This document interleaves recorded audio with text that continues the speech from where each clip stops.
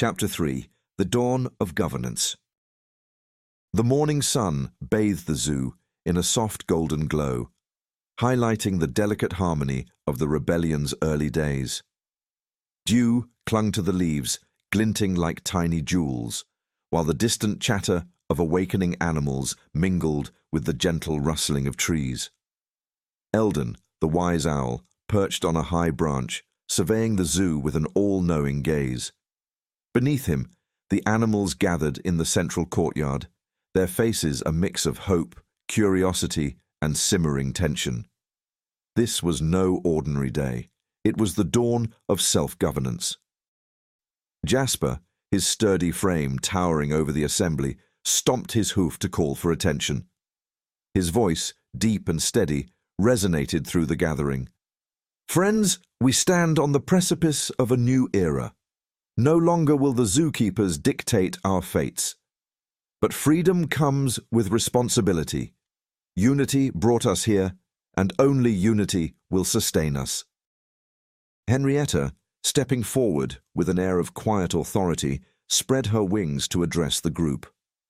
"We need structure," she began, her voice cutting through the murmurs.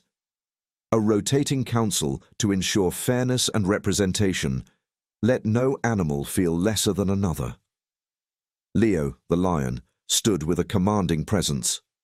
"Fairness is important," he growled, "but leadership must also be decisive. Weakness will only invite chaos. Strength, my friends, is what will protect us." Zara, the zebra, narrowed her eyes.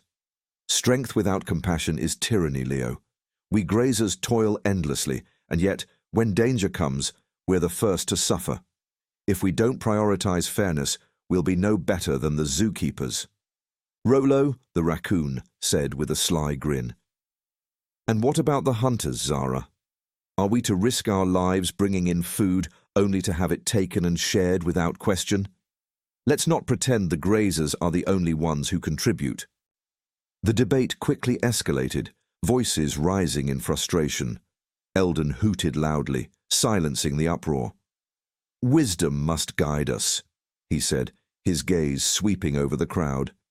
"Debate is the cornerstone of progress, but if we let division take root, we are doomed to fail."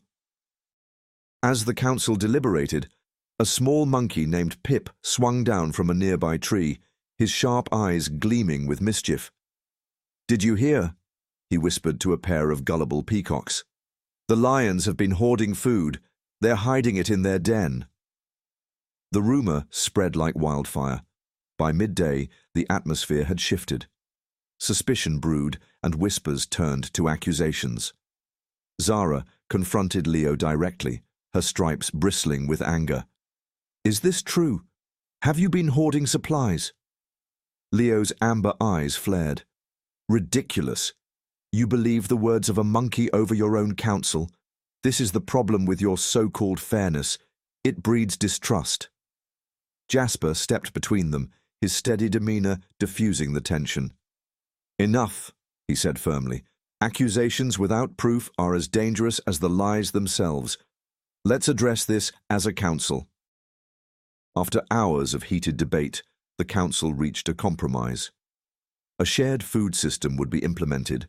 Hunters would bring prey, grazers would contribute crops, and all animals would receive their fair share. Henrietta raised her wings high.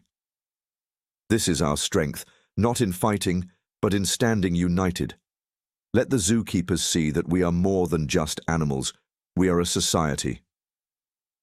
The animals cheered, a fleeting moment of harmony settling over the zoo. Jasper, standing off to the side, watched the scene with a mixture of pride and caution. He leaned toward Eldon. "This is a victory, but it feels fragile. Cracks are already forming." Eldon nodded solemnly. "Even the strongest walls need maintenance, Jasper. Unity is no different." As the council dispersed, Henrietta pulled Zara aside. "You were right to speak up today," she said, her voice low.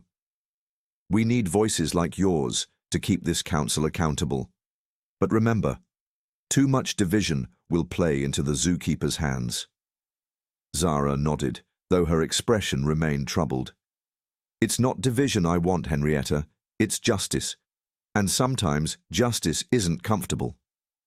Nearby, Leo spoke quietly to Rollo. This food-sharing idea won't last, he said. We hunters take all the risks. How long before we're left with nothing? Rollo smirked. Let them believe in their fairness for now. When the system starts to falter, we'll be ready. Eldon, watching from his perch, sighed deeply. Beware, he murmured to himself. The seeds of discord have already been sown.